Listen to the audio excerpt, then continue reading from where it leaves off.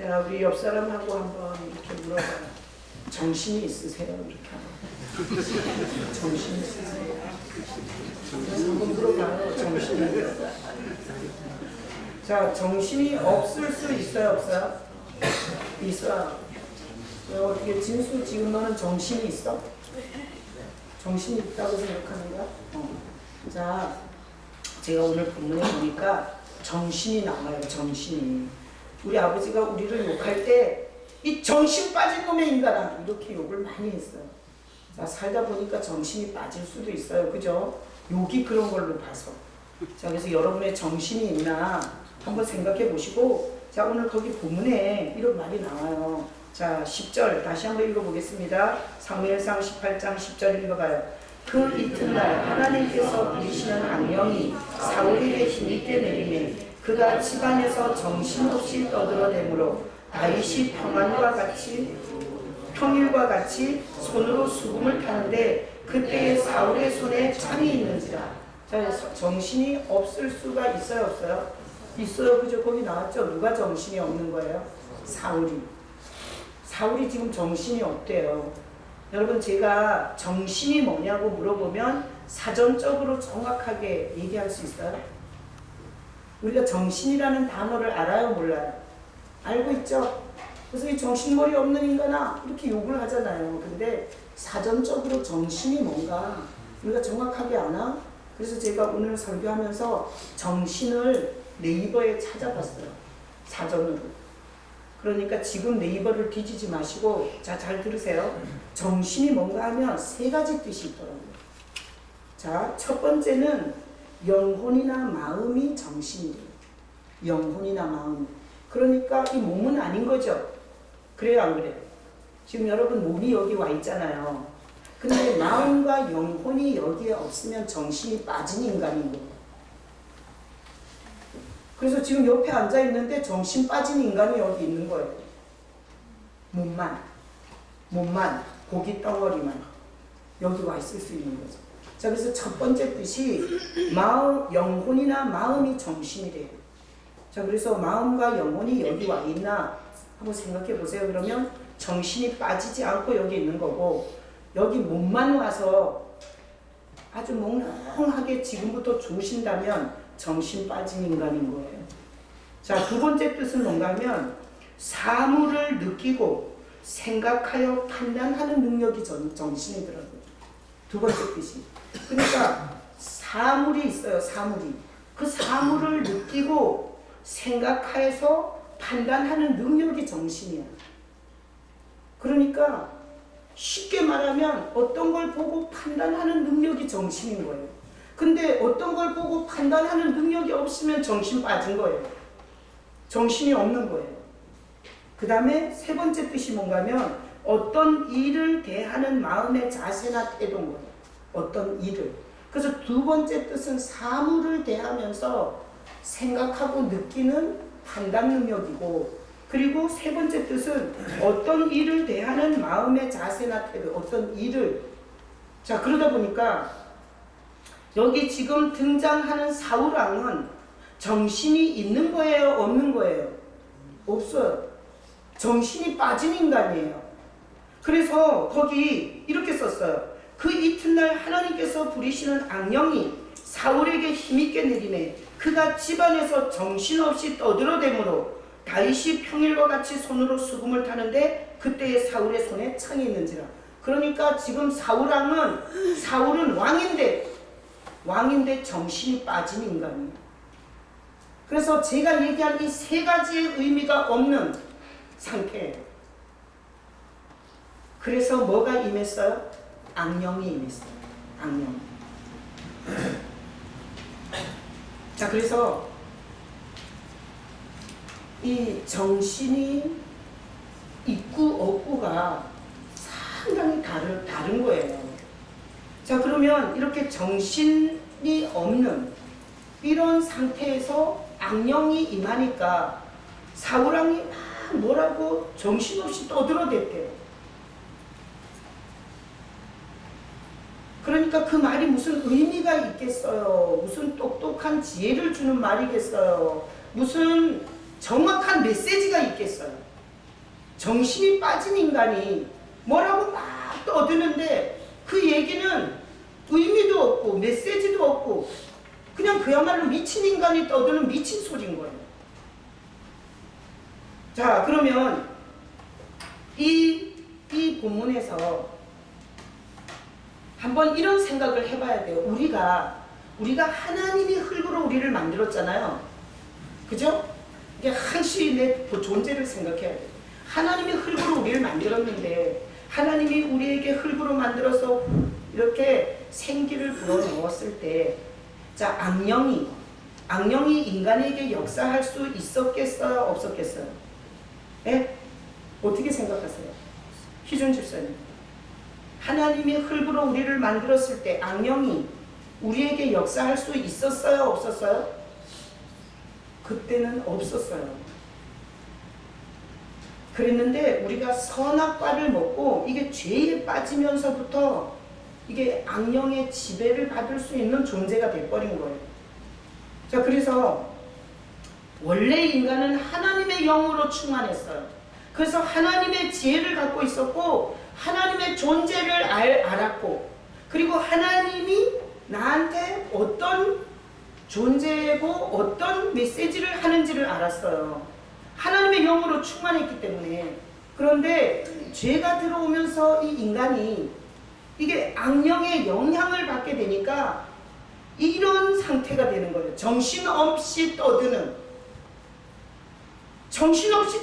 인간이 돼버린 거예요. 그래서 판단 능력도 없고 마음과 영혼에 대한 개념도 없고, 그리고 어떤 일을 느끼고 그리고 그것에 대해서 어떤 자세를 갖고 어떤 태도를 가져야 하는지 이런 것에 대해서 전혀 개념이 없는, 그야말로 반 미친 인간 같이 된 거예요. 자, 그래서 혹시나 궁금하시면 이런 거 생각해 보시면 돼요. 자, 술 많이 먹으시는 분들 있죠? 술 많이 드시는 분들. 그래서 이렇게 술을 잔뜩 먹으면 술에 취해가지고 이런 게 없어져요. 자기가 어떻게 처신해야 되는지, 그리고 어떤 태도를 가져야 되는지, 이런 상황에서 어떤 자세를 가져야 되는지조차 모르는 상태가 될 수 있어요. 술을 너무 많이 먹었을 때. 조금 먹었을 때는 이런 게 돼요. 내가 이 상황에서 이 말을 해야 되나 안 해야 되나? 그리고 내가 여기서 지금 싸우는 자리냐 용서하는 자리냐, 이런 자세나 태도에 대한 분별을 해요. 조금 먹었을 때는. 근데 너무 과하게 술을 먹었을 때는 이 사울처럼 정신없이 떠드는 현상을 우리는 굉장히 많이 보게 돼요. 술 취한 인간을 통해서. 자, 그 말 속에는 무슨 지혜도 없고, 그리고 이렇게 무슨 처음에 시작했던 말이 결론까지 가지도 않아.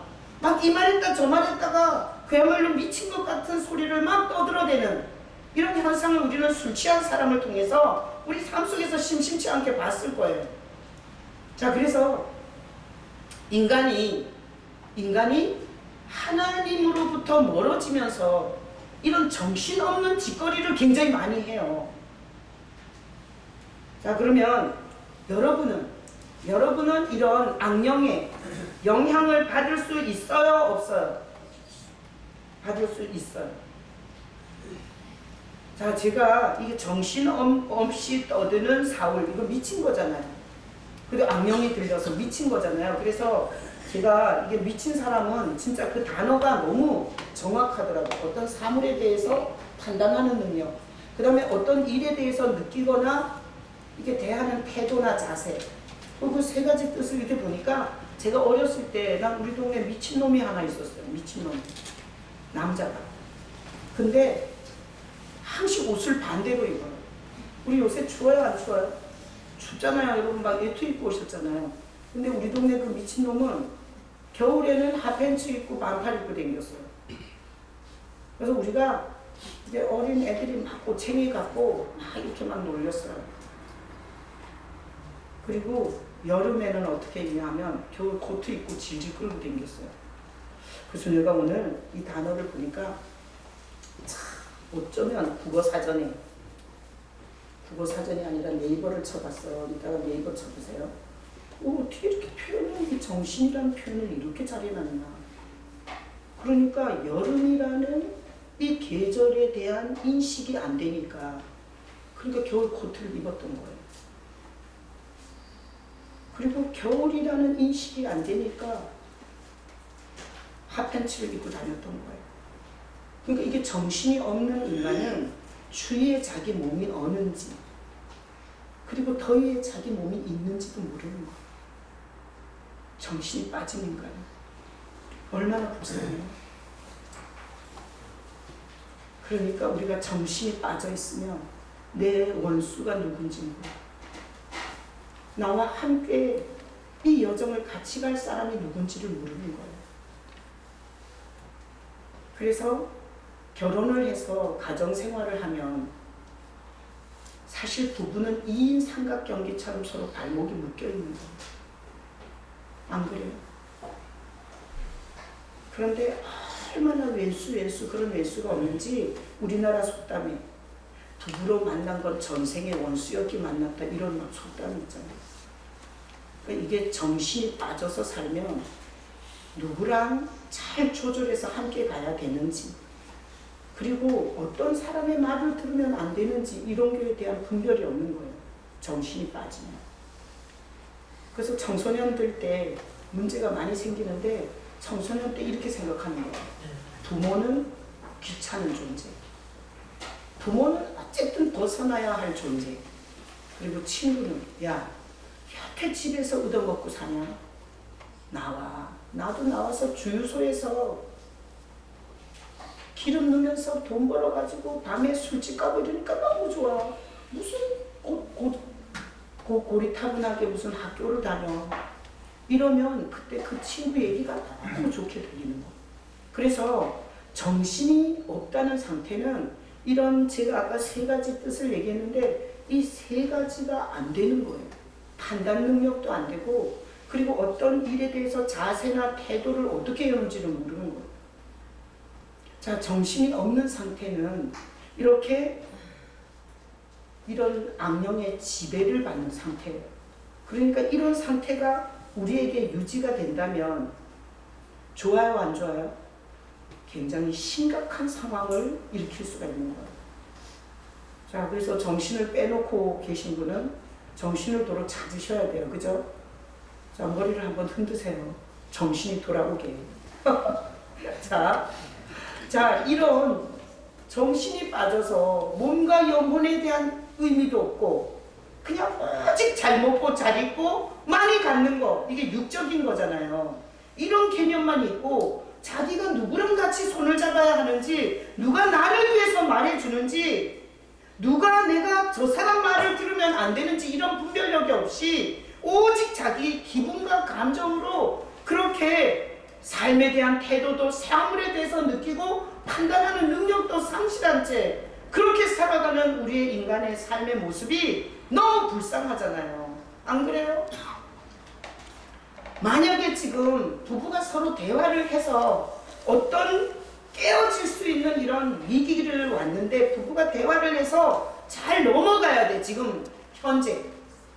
그런데 다 억한 마음을 갖고 서로 네 죽고 나 죽자라고 이렇게 싸운다면 판단 능력이 안 되는 거고, 그리고 어떤 일에 대한 자세와 태도가 잘못되어 있는 거잖아요. 자, 그래서 이런 상태로 길게 사는 건 많은 것에 있어서 손상을 입고 손해를 보고 아주 많은 문제를 겪을 수밖에 없어요. 자, 그래서 우리는 정신없이 살면 돼요, 안 돼요? 안 돼요. 우리는 우리 정신을 찾아야 돼요. 그래서 오늘 여기 이 본문에 보니까 다윗이 이렇게 정신이 없이 이렇게 막 정신없는 소리를 막 이렇게 하는 이런 미친 상태인데 다윗이 가서 수금을 타요. 그러면 그 사울에게 있던 악령이 떠나갔어요. 그래서 다윗이 거기에서 이렇게 수금을 타고 있는데 그 자기의 악령을 쫓는 그 다윗을 향해서 창을 들었어요, 사울이. 그리고 그 창을 던졌어요. 2번이나. 근데 다윗이 그 창을 맞아요, 안 맞아요? 안 맞았어요. 그러면 사울이 창을 잘 던지는 사람이에요? 못 던지는 사람이에요? 엄청 잘 던지는 사람이에요. 왜? 사울 왕은 블레셋과의 전쟁을 엄청 치렀어요. 그렇기 때문에 창 던지기의 선수라고 볼 수 있어요. 전쟁터에서 뼈가 굵은 사람이에요. 그런데 눈앞에서 수금을 탈 때 우리 보통 이렇게 막 연주를 할 때 눈 감고 막 하는 사람 있잖아요. 저도 찬양할 때 이렇게 막 눈 감고 하잖아요. 그러니까 수금을 탈 때 다윗이 그 하나님을 향해서 찬양의 수금을 탈 때 다윗이 눈을 감고 했을 수도 있어요. 그리고 그 수금에 집중해서 사울이 자기에게 창을 던지는지 전혀 의식을 못하고 무방비 상태로 수금을 타고 있었을 수 있어요. 그런데 그 얼마 떨어지지 않은 그 거리에서 사울이 창을 던졌는데 다윗이 안 맞았어요. 그래서 말씀 올려줘봐요. 자, 요한복음 8장 57절로 59절 다 같이 읽어봐요. 유대인들이 이르되 내가 아직 50세도 못 되었는데 아브라함을 보았느냐? 예수께서 이르시되 진실로 진실로 너희에게 이르노니 아브라함이 나기 전부터 내가 있느니라 하시니 그들이 돌을 들어 치려 하거늘 예수께서 숨어 성전에서 나가십니다. 예수님도 지금 다윗이 성령이 충만해서 사울의 이 악령을 쫓고 있는데 창을 던진 것처럼 예수님의 생애도 보면 예수님께서 아브라함이 나기 전에 나는 이미 있다. 창조주라는 얘기를 했어요. 하나님이라는 얘기를 했어요. 그랬더니 그 종교 지도자들이 돌로 이렇게 쳤어요. 그래서 예수님께서 피하셨어요. 오늘 여기 성령 충만한 다윗을 향해서 귀신 들린 사울이 창을 던지는 것 같은 모습이죠. 자, 그래서 예수님은 우리에게 원래 우리가 갖고 있던 하나님의 영으로 충만하게 하기 위해서 오신 분이세요. 죄로 말미암아 이렇게 정신없이 악령에 놀아나는 이 죄에 빠진 인간을 하나님의 영으로 충만하게 하려고 누가 오셨다고요? 예수님이 오셨다고요. 자, 그래서 예수님은 이 땅에 오셔서 하나님이 우리에게 주고 싶은 영광스러운 그 영적 권세를 갖고 우리에게 오셨어요. 그래서 오늘 보면 이 두 사람이 이런 차이가 있어요. 사울은 점점 비워지는 영혼이에요. 그래서 주보의 오늘 이 주보의 설교 제목이 뭔가면 비우는 신앙, 채우는 신앙이에요. 자, 사울은 자기중심적 왕이에요. 여러분 사무엘상 하를 다 읽어보세요. 읽어보면 사울은 자기가 하나님이 왕으로 세워줬는데 하나님을 향해서 영광의 기념비를 세운 적이 한 번도 없어요. 그래서 언젠가 한 번 세웠는데 사울이 세운 처음 기념비라 그래요. 그러니까 사울의 신앙은 뭔가 하면 자기중심적이에요. 자기 기분, 자기 감정, 자기 욕심, 자기 탐욕, 그리고 자기 시기 질투, 자기가 정적으로 이 다윗이 보였을 때 시기 질투로 자기 감정에 아주 충실한 자기중심적 왕이었어요. 자, 이렇게 신앙생활을 자기중심적으로 하는 사람은 영혼이 텅텅 비어간다, 채워진다, 비워져요. 자기 기분이 중요하고 자기 몸이 중요하고 그리고 자기 컨디션이 중요하고 그리고 자기 집이 중요하고 자기 돈이 중요하고 자기 자식이 중요하고 자기 인생이 중요하고 신앙생활하면서 그렇게 자기중심적 신앙생활을 하는 사람은 30년 40년 신앙생활에도 영혼은 점점 비워가요. 비워져요. 자, 다윗은 하나님의 영광으로 채워져 있었어요. 그래서 다윗이 수금을 타니까 영혼이 텅 비어있는 사울에게 역사했던 이 악령이 떠나는 거예요. 자, 그렇다면 사울과 다윗의 차이가 뭔지를 성경이 가르쳐 주는 거예요. 자, 사울은 다 자기중심적이에요. 자기 경험, 자기 이성, 자기 자식, 자기 돈, 자기 인생, 여기에 꽂혀서 자기 감정에 충실해서 창을 막 던지는 이런 존재인데 다윗은 목동일 때부터 어떤 식의 신앙생활인가 하면 이렇게 양을 치고 아버지의 양을 형제가 8명인데 8명한테 얼마를 나눠줄지도 몰라. 이 양을 열심히 친다고 해서 다 내 양이 되는 것도 아니야. 근데 다윗은 그 양을 치면서도 하나님을 찬양했어요. 그러니까 신앙의 중심이 틀린 거예요. 사울은 자기중심, 다윗은 하나님 중심. 그래서 다윗이 그렇게 아무도 없는 밤에, 양들이 잠든 밤에 하나님을 찬양하면서 다윗의 영혼은 하나님의 영광으로 채워졌어요. 그러니까 위치로 봤을 때 사울이 왕이고 다윗이 왕의 신하임에도 불구하고 영적으로는 다윗이 악령을 이길 수 있는 영적 권세를 갖고 있었어요. 그래서 예수님은 우리에게 오셔서 우리에게 이 영적 권세를 가지고 오신 분이세요.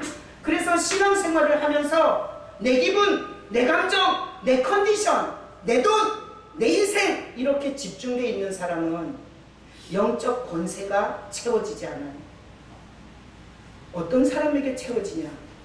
내가 사업하다 망해도, 그리고 내가 살다가 건강에 이상이 있어도, 그리고 내가 원하는 대로 내 자식이 좋은 학교에 가지 못해도 주님이 나 같은 인간을 건지러 내가 사는 이 땅에 주님이 내려오셔서 그 예수를 믿게 하신 이 하나님의 은혜에 대해서 찬양하는 자에게는 영혼이 채워져요. 그래서 신앙은 두 종류예요. 갈수록 텅텅 비어지는 영혼이 있고요, 갈수록 채워지는 영혼이 있어요. 중심을 어디에다가 두고 신앙생활하느냐에 따라서 사울같이 텅 빌 수도 있고요, 다윗처럼 갈수록 하나님의 영광으로 채워질 수도 있어요. 자, 그래서 신앙의 중심을 바꾸셔야 돼요. 제가 이 예배를 시작하기 전에 이제 찬양을 드렸어요. 전부여 의지 없어서 손 들고 옵니다, 이렇게 찬양했어요.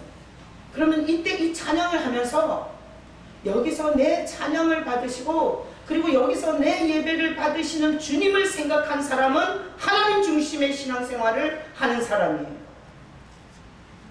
그런데 전부여 의지 없어서 손 들고 옵니다 이렇게 찬양하는데 전혀 찬양을 받으실 대상이신 하나님은 전혀 생각이 안 나고, 난 지금 피곤해, 내가 지금 예배 드리게 생겼어, 내가 어젯밤에 몇 시간을 잤는데 2시간밖에 못 잤어, 노래는 왜 시키고 난리야. 이렇게 자기중심적으로 꽂혀 있으신 분은 오늘 이 설교를 통해서 바꾸셔야 돼요. 여러분, 바꿀 수 있기를 예수 이름으로 축복합니다. 채워지지 않으면, 우리가 보면, 자, 불교의 교리는 이런 거예요. 불교의 교리는 계속 비우는 거예요. 계속 비우는 거예요. 그래서 산속에 들어가서 여자 생각도 비우고, 좋은 아파트를 탐심내는 것도 비우고, 좋은 자동차도 비우고, 계속 비워서 나중에 그 빈 영혼에게 어둠이 들어와요. 그래서 무당이 불상을 만들어 놓고 그 불상 앞에 점을 치고 구슬을 할 때 그 불상의 눈은 중들이 와서 찍어줘요. 점안식이라고 그래요. 예수를 믿으면서 자기중심적이 되어서 영혼이 텅 사울처럼 비워가는 건 굉장히 위험한 것입니다. 오늘 하나님은 이 본문을 통해서 우리 영혼이 하나님의 영광으로 능력 있게 채워지는 비법을 말씀해 주시는 거예요. 누구처럼? 다윗처럼 하나님 중심 신앙생활을 하셔야 돼요. 그러면 내가 언제 어떤 권세, 어떤 능력이 왔는지 모르는데 내 안에 와 있어요. 그래서 예수님이 이 하나님의 영광을 갖고 우리에게 오셨다 그랬잖아요.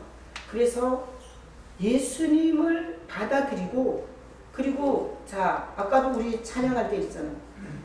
주님의 보좌 있는데 천한 몸 이르러 그 영광 몸소 배울 때 늘 찬송 드리네. 이때 그 찬양을 할 때 여기 우리를 위해서 구속사를 베푸신 큰 영광의 주님이 여기 계시고, 내 이 천한 죄인이 그 주님 앞에 와서 엎드린 이런 이미지가 있으셔야 돼요. 그러잖아요? 그러면 그거는 하나님 중심의 찬양을 하고 있는 거고, 그것은 하나님 중심의 예배를 하고 있는 거예요. 반드시 그 개념을 갖고 찬송을 할 때 하나님의 채움의 역사가 있어요. 자, 그래서 세상에서 우리가 돈주머니를 채우거나 그리고 무슨 통장을 채우거나 물컵을 채우거나 이런 건 다 방법을 알고 있어요. 근데 우리 영혼이 하나님의 영광의 능력으로 다윗처럼 채워지는 데는 예수 그리스도에 대한 초점을 가지고 찬양하면서 그분을 향해서 우리가 중심을 갖고 예배생활, 기도생활, 봉사생활 이렇게 초점을 맞춰서 하는 게 굉장히 중요한 거예요. 그래서 주변에 보면 아주 철저하게 자기중심적 신앙생활을 하는 사람이 있어요.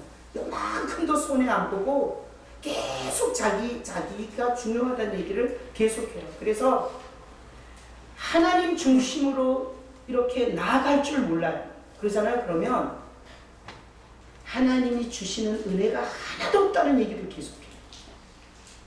10년이 넘게 신앙생활을 했는데 하나님이 자기한테 뭐라고 하는지도 모르겠다.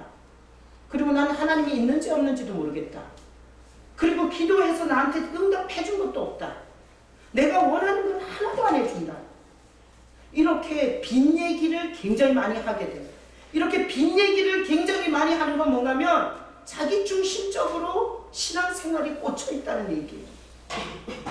자, 그래서 하나님이 우리에게 하나님의 영광의 능력으로 채우기 위해서 예수님을 보내주셨고, 그 예수님을 향해서 그분이 나 대신 희생하신 일, 그분이 날 위해서 이 땅에 오신 일, 그리고 그분이 일주일 동안 나를 동행해 주신 일, 이런 것에 대한 감사를 가지고 주님을 찬양하다가 예배 시간에 영혼이 채워지고 또 거기에서 은혜를 받게 되고 나에게 하는 메시지를 듣게 돼요.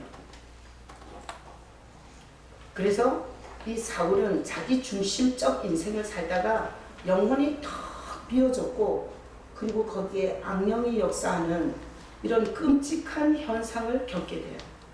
다윗은 하나님을 어렸을 때부터 이렇게 바라보고 찬양하는 신앙생활을 했어요.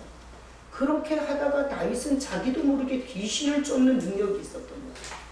그래서 사울왕이 이거는 어떻게 돈으로 할 수가 없잖아요. 이 귀신이 악령이 역사해서 정신없이 떠들게 하는 이 증세는 이게 병원에 가서도 못 고치는 병이에요. 근데 다윗이 능력을 갖고 찬양을 했을 때 이 문제가 해결이 되는 거예요. 그러니까 우리가 이렇게 예수 중심의 신앙을 가지고 우리 영혼이 예수 그리스도께서 주시는 능력과 권세로 채워져 있을 때 우리에게 얼마나 큰 하나님의 은혜와 축복인가라는 걸 생각해 볼 수 있어요. 그래서 제가 아까 얘기했죠. 처음 시작할 때 정신이 있냐고 물어봤잖아요. 정신이 있냐. 자, 옆 사람하고 정신이 있으세요? 이렇게 물어보라 그랬잖아요. 자, 정신, 마음과 영혼이라 그랬어요.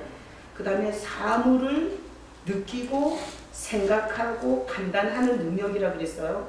그 다음에 어떤 일을 대하는 마음의 자세나 태도라 그랬어요. 그럼 여기는 뭐 하는 자리예요? 예배 자리예요. 그렇죠? 예배 자리죠.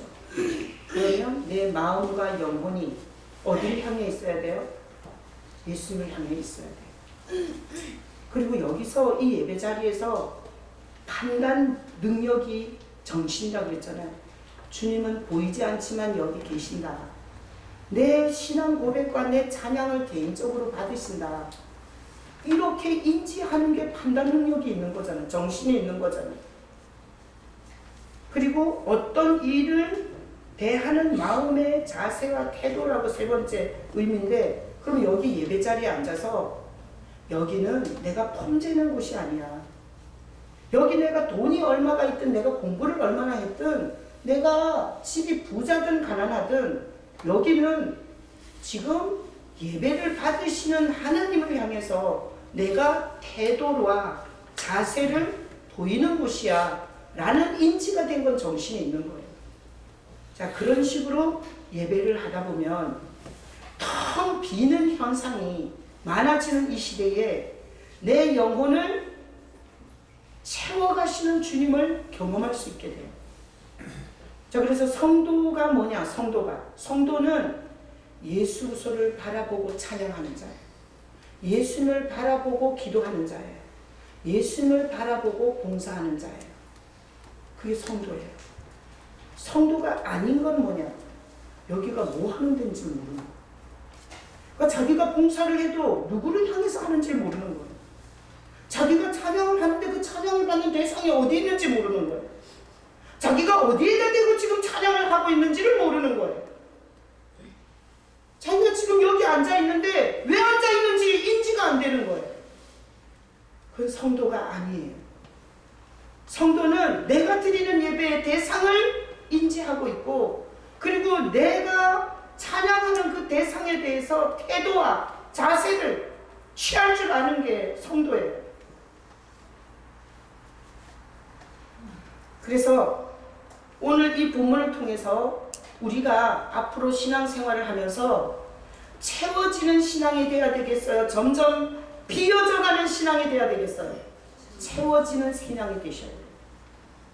자, 채워지는 신앙이 되면 자녀가 문제를 일으킬 때 내가 어떻게 대처를 해야 되는지 자세와 태도가 나오겠죠. 그리고 가정에 부부가 어떤 문제가 생겼을 때 이 문제를 어떻게 풀어야 하는지에 대한 그 생각이나 판단 능력이 생기겠죠. 채워지는 건 인생을 충실하게 사는데 너무너무 중요한 거예요. 그래서 채워지는 신앙이 되려면 나 중심으로 신앙생활하지 말고 하나님 중심으로, 예수 그리스도 중심으로 신앙생활하는 게 굉장히 중요하다고요. 자, 그래서 오늘 이 사울이 왜 텅텅텅텅 비워졌냐? 하나님이 세운 왕임에도 불구하고 왜 악령에게 놀아나는 이런 빈 신앙이 되냐? 자기밖에는 없었던 거예요. 자기 자신밖에. 그러니까 자기 자신을 아무리 들여다봐도 빌 수밖에 없어요. 자기 자신에게 무슨 기대가 있냐고. 다윗은 왜 채워졌냐? 바라보는 대상이 하나님이셨기 때문에 하나님은 지혜가 계시죠. 권세가 있으시죠. 능력이 있으시죠. 그러니까 그 하나님을 보니까 다윗에게는 채워질 수밖에 없는 거예요. 자, 이런 이 구조를 통해서 우리는 이제 내년은 아마 훨씬 더 힘들 거예요. 우리가 지금 사는 것보다 더 힘들 거라고 봐야 돼요. 우리가 사는 이 환경적 여건들이 아마 실업자도 더 생길 수 있을 거고요. 목사님은 내가 위로가 들러왔더니 순 혀가 공갈만 한다 그러지 말고, 아니 그냥 그렇잖아 지금 상황이. 그래서 내년을 살아내는 건 우리에게 더 버거울 수가 있어요. 그럼 어떻게 살아내야 되나? 자, 우리의 예배의 대상을 바라보세요. 여러분의 기도를 들으시는 주님을 바라보시는 신앙생활을 하세요. 그리고 내가 봉사를 한다면 그 봉사가 누구를 위해서 하는지를 생각하는 하나님 중심의 신앙생활을 하세요. 그러면 하나님이 우리에게, 이 다윗에게 했던 게 있어요. 다윗은 이게 하나님의 영광으로 채워져 있죠. 그리고 사울이 던지는 창을 피하는, 그 사울이 던지는 창에 죽지 않았어요. 그래서 우리가 신앙의 중심을 하나님의 영광에 두고, 예수 그리스도께 두고, 우리를 부르신 그분에게 두고 하나님 중심의 신앙생활을 했을 때 하나님은 우리에게 빈 영혼이 아니라 채워진 영혼으로 세워주실 거고, 그리고 세상에서 던지는 나를 쓰러뜨리고 죽이려고 하는 창을 하나님의 주권 속에서 피할 수 있게 해주실 거예요.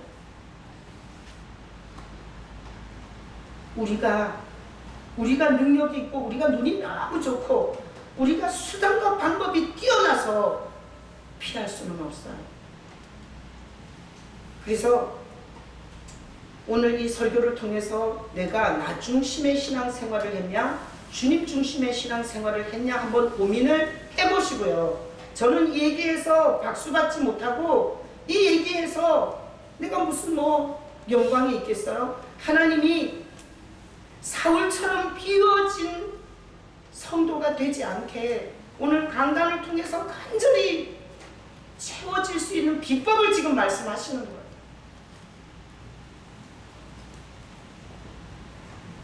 그래서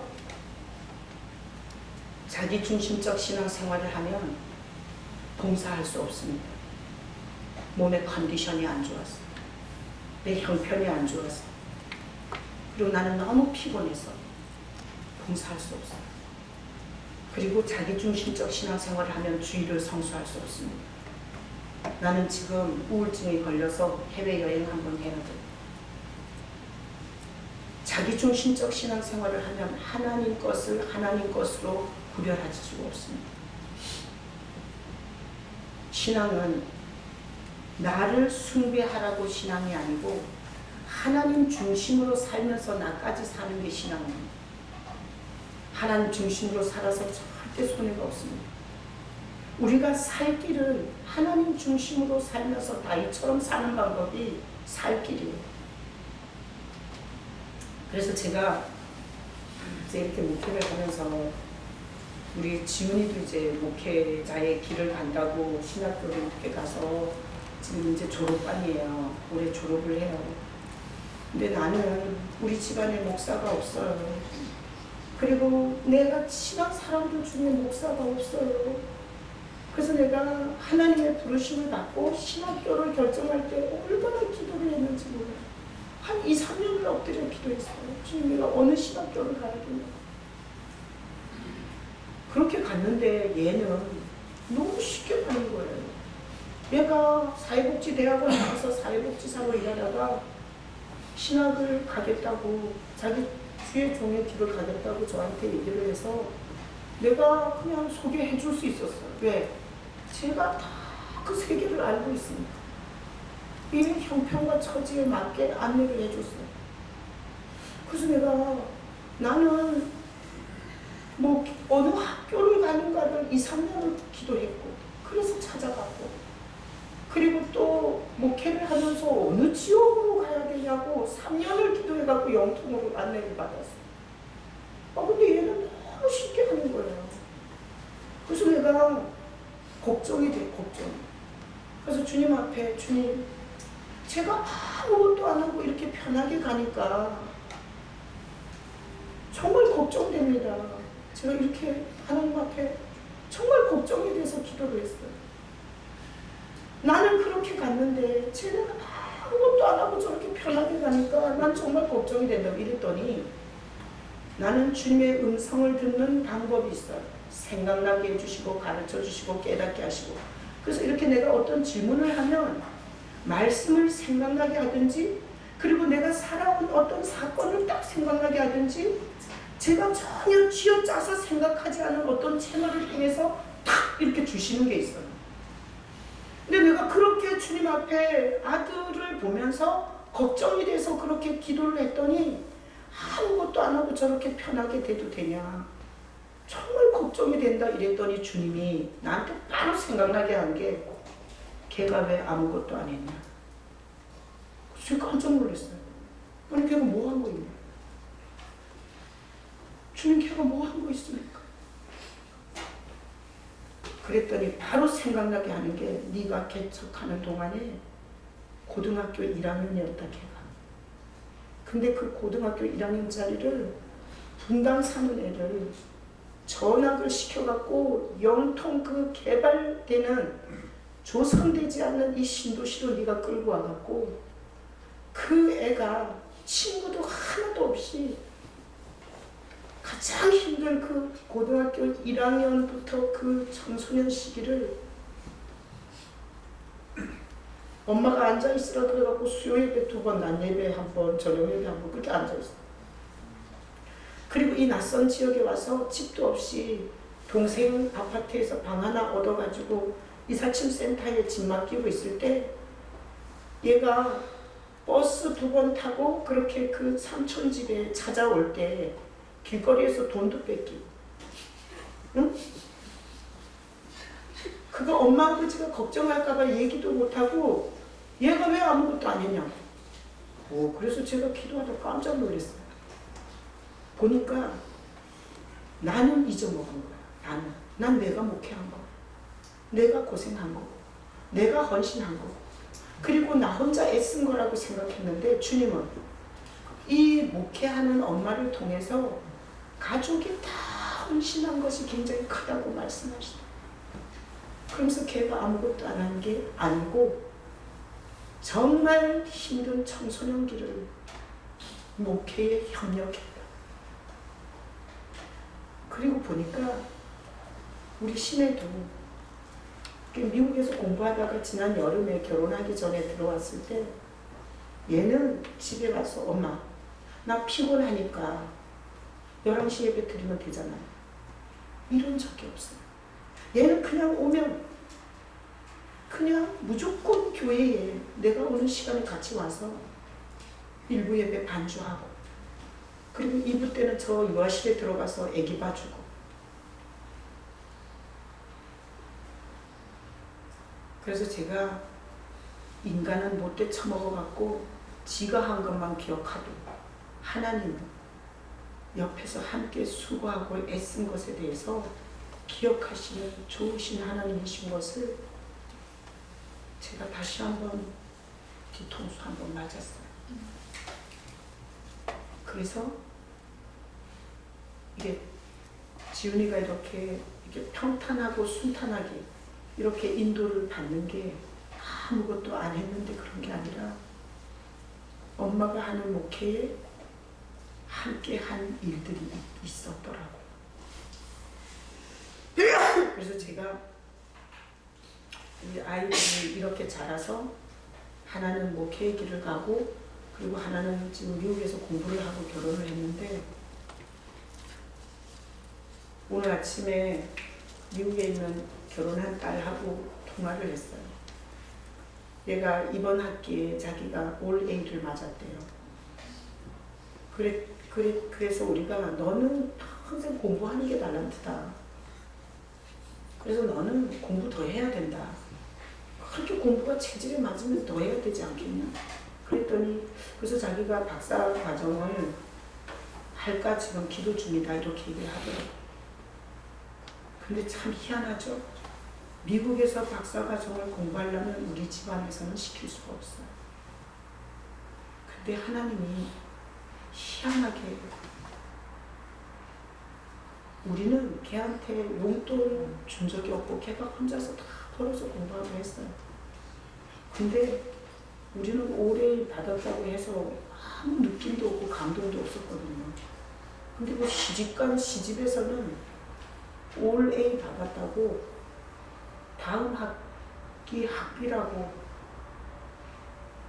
하여튼 되게 큰 돈을 송금을 해줬대요. 그래서 내가 이걸 자랑하려고 얘기하는 게 아니라 하나님 앞에 수고하고 헌신한 것에 대해서 하나님이 철저하게 기억하고 갚으신다는 생각을 하게 돼요. 어떤 시집이 며느리를 공부시키는데 학점 잘 맞았다고 다음 학기 학비라고 2천만 원을 보내줬대. 근데 그게 여기서 이 얘기 해가지고 시험 드시는 분이 있을 수 있어요. 목사님 그러면 나는 하나님이 왜 돈 안 주는 거야? 내가 지금 하는 얘기는 당신에게 돈 안 준 거를 정죄하는 게 아니라 지훈이 고등학교 1학년 때 신의 고3 때 그 하나님의 나라가 뭐라고 예수의 복음이 뭐라고 그 애들을 끌고 이 길을 온 나의 인생에 거기에 붙어가지고 온갖 수고와 마음고생을 함께한 아이들에게 하나님이 하나도 손해 없이 그렇게 인도해 가시고 갚아가시는 주님을 제가 보는 거예요. 그래서 내년은 이렇게 살자고. 주일을 손대지 말고. 주일은 일부 예배 9시 반, 9시 반부터 나와서 헌신해버려. 그렇게 하나님 중심으로 신앙생활을 하세요. 그러면 저는 분명히 내 아이들을 키우면서 봤어요. 하나님 중심 신앙생활은 절대 하나님이 책임지고 채우신다는 거예요. 그래서 주일을 요리조리 빼가지고 힘든 거는 나 봉사 안 해요. 근데 9시 반 땡겨놓고 걱정인 거예요. 주일학교 교사들이. 아니 30분이면 더 자는 게 어디냐고. 그래갖고 봉사 카드에 주일학교 교사 하나도 안 한달까봐 걱정했는데 주일학교 교사들 다 헌신했어요. 여러분, 제가 봉사하라고 협박공갈 하는 게 아니고요. 여러분이 하나님이 채워주시는 신앙생활을 하셔서 난세에 하나님이 피하게 해주시고 하나님의 영으로 충만하게 해주시는 인생이 되라고 지금 얘기하는 거예요. 그래서 제가 아까 봉사 카드는 내가 쓰라고 했잖아요. 여러분이 봉사를 하는 거는 하나도 거저가 없어요. 그래서 기도를 하시고요. 거기 봉사 카드에 보면 이렇게 있어요. 영하고 아니 여러분이 기도하시면서 감동이 되는 대로 하세요. 하나님이 감동하시는 걸 하면 돼요. 반주, 율동교사, 주일학교 교사, 중고등부 교사, 일부 예배 반주하는데 키보드도 피아노도 필요해요. 지금은 키보드가 없어갖고 이게 유호기가 멀리서 와가지고 혼자 반주를 하는데 선영이가 성가대 반주하다가 올라와갖고 또 끝에 반주해주고 오늘은 저기 선교사가 와서 내가 좀 부탁을 해갖고 같이 했어요. 2부 예배 키보드 반주, 오후 예배도 막 되는 대로 반주를 하니까 찬양 인도자들이 굉장히 힘이 들어. 그래서 오후 예배 키보드, 피아노, 드럼, 헌신을 그리고 성가대 그리고 주방봉사는 뭐 의논해서 하고요. 여기다가 여러분 가족예배 있어요. 가족예배. 내년 가족예배는 다 바꾸려고 그래요. 그래서 주중 오전반, 주중에 오전에 할 수 있는 반, 그 다음에 주중 저녁반, 그 다음에 주일 남자반, 주일 여자반, 주일 부부반, 주일 신혼부부반, 하여튼 이렇게 이렇게 아주 판을 완전히 뒤집어서 다시 이 가족예배를 짜려고 해요. 그래서 여기 가족예배 나는 없지만 여러분들이 나는 주일 남자반에 넣어달라. 나는 주일 여자반에 가고 싶다. 이렇게 여러분들이 표시를 해주시면 제가 내년에 가족예배를 짤 때 참고를 하고요. 그냥 안 쓰신 분은 그냥 제가 알아서 할게요. 네? 그래서 저는 오늘 이 설교를 통해서 세워지는 신앙이 되시려면 봉사의 자리에 들어오셔야 돼요. 제가 지금 강사들이 15명인가 강사들이 있는데 그 강사들 중에는 이런 고백을 하시는 분이 있어요. 자기가 이렇게 강사를 하니까 귀찮아. 이렇게 책임감이 있어야 되고 사람들 불러서 모아야 되고 골치 아프고 스트레스 받아갖고 강사를 안 했어요. 강사를 놓고 신앙생활을 하니까 자기가 점점 상태가 안 좋아지는 거예요. 그래서 이분이 직장생활 하면서 자기는 강사를 안 하면 죽는 줄 알고 강사 공부를 직장에서 수요일날 퇴근을 못 해갖고 공부를 못 할 때도 있지만 그 강사에서 자기는 자르면 안 돼. 그래서 나한테 부탁을 해요. 자기는 절대 강사 자리에서 자기를 밀어내지 말아야 돼. 그렇게 해서 지금까지 강사를 하고 계시는 분이 계세요. 여러분 아무 부담도 없고 아무 책임도 안 지면 되게 자유하고 프리하고 좋을 것 같죠. 근데 사실은 비어가요. 내가 무섭게 주님 앞에 헌신한 청년들이 있어요. 내가 잊을 수 없는 헌신한 청년들, 이 교회에서 지원이, 선영이, 그리고 지혜, 하이. 내가 다 못 부르지만 하여튼 어쨌든 무섭게 헌신했어요. 내가 지원이 같은 경우도 이대 대학원을 다니면서 2시간 반을 교회까지 왔어요. 근데 내가 진짜 겁날 때가 언제였냐면 새벽 예배 1년을 오더라고요. 밤에 와서 자고 그리고 새벽 예배를 1년을 하루도 안 빠지고 있어요. 내가 하나님 앞에 기도했어요. 하나님 나 겁난다.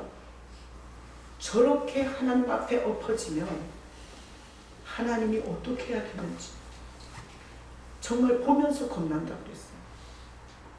근데 42살 만난 신랑 만나갖고 입이 여기 걸려갖고 다니는.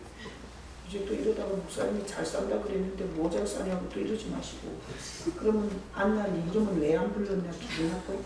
너는 훨씬 후배야. 얘는 지혜는, 근데 지혜, 선영이 이런 애들은, 그리고 내가 우리 며느리가 된 하일이 교회에서 눈치를 주는 애도 교회에서 숙식을 하면서 정말 무섭게 헌신했어요. 그냥 반주했고 교사했고 모든 예배에 다 참석했고, 그리고 그렇게 사회에 나가서 돈 버는 걸 겁내면서 자기가 번 돈을 적금을 타갖고 800만 원을 교회에다가 이전할 때 헌금을 하더라. 그래서 내가 무서웠어. 이렇게 헌신하는 게 너무 무서웠어요. 하나님이 어떻게 책임을 져줘야 되나.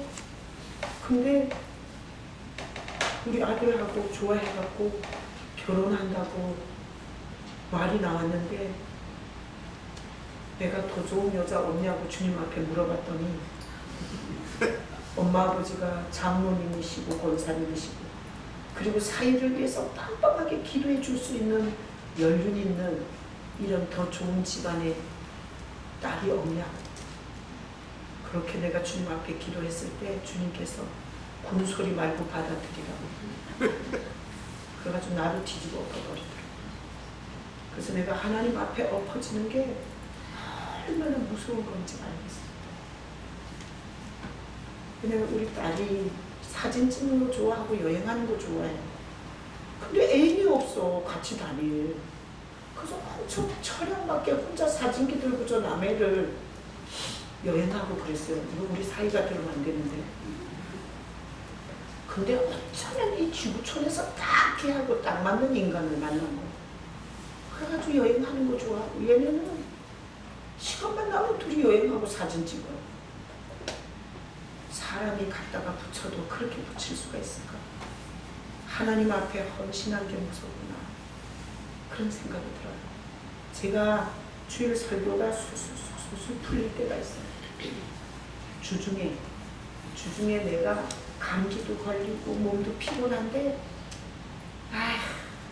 교도소 가자. 그리고 내가 그 교도소에 가서 힘을 다해서 설교를 하고 오면 주일 설교를 너무너무 쉽게 풀어줘요. 근데 내가 아무것도 안 하고 비둥비둥 놀았잖아요.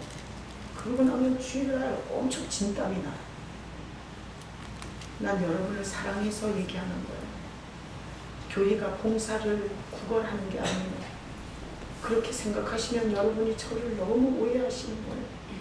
나는 안지나 선한 성도들이 다윗처럼 찬양을 하면 엉뚱이 떠나가고, 그리고 세상이 해를 끼치려고 할 때 그 해를 끼치는 화살을 하나님께서 막아주시는 그런 성도들이 되기를 기도하고 눈물로 중보해요.